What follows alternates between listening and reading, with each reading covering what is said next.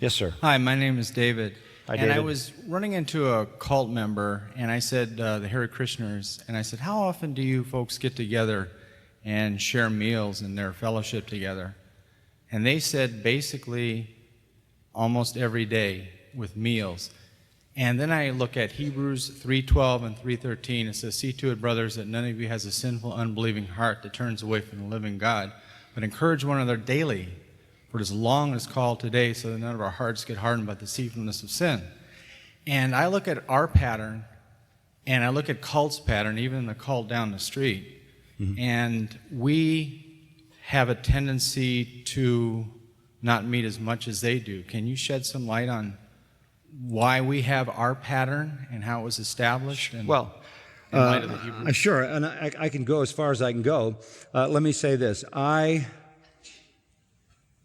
spend an awful lot of time with Christians. I married one. So far, I've raised 4. They married 4, and I've got 14 more coming along. My whole life is surrounded by the people of God. Every day of my life, wherever I go, I'm in fellowship. It is a very rare day in my life, even if I go away somewhere in the world or somewhere in the country, that I'm not in fellowship with God's people. What you're dealing with Hare Krishna is communal living, which is a kind of socialism. It's a kind of communism. It's the same thing with the Buddhist temple down the street. We had in recent months, as Rick was talking about, I guess it was back in December, gone down there and talked to them, and essentially Rick gave them the gospel. I don't know if you knew that. And Majesty, was it?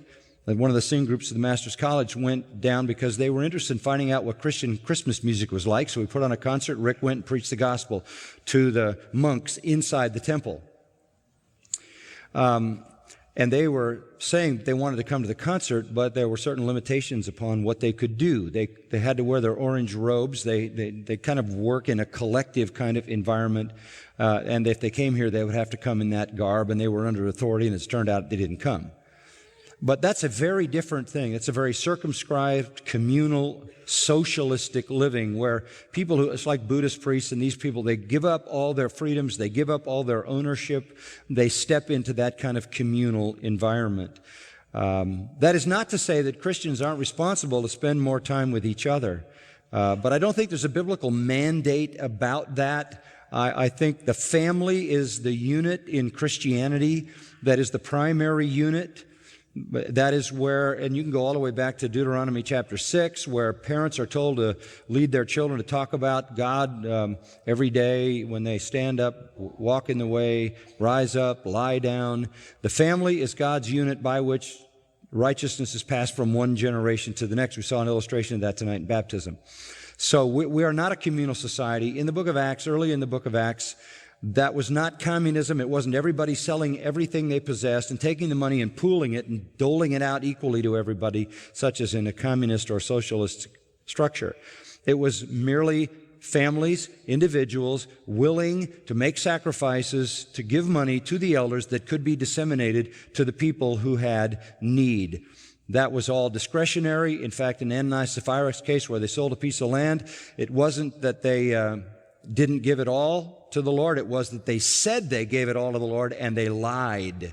And you remember Peter said to them, you didn't have to sell it, and you didn't have to give it all. But the Lord's not going to tolerate your lie. So there's no biblical justification for communal living, for any kind of socialism, any kind of communism. That's a lot of answers to the question, but I appreciate it, David. But I am saying this, where believers know someone has a need, they need to open their hearts and open their homes and embrace those people and meet their needs, right? How can you say that you love God if you see your brother in need and close up your compassion to him?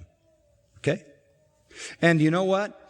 One of the reasons we have a Sunday night service is because we want to be together more than just on a Sunday morning. Most churches don't even have that. And during the week, I would be interested to know how many of you people sitting here tonight meet at least one other time other than on a Sunday with other believers during a given week. Put your hands up.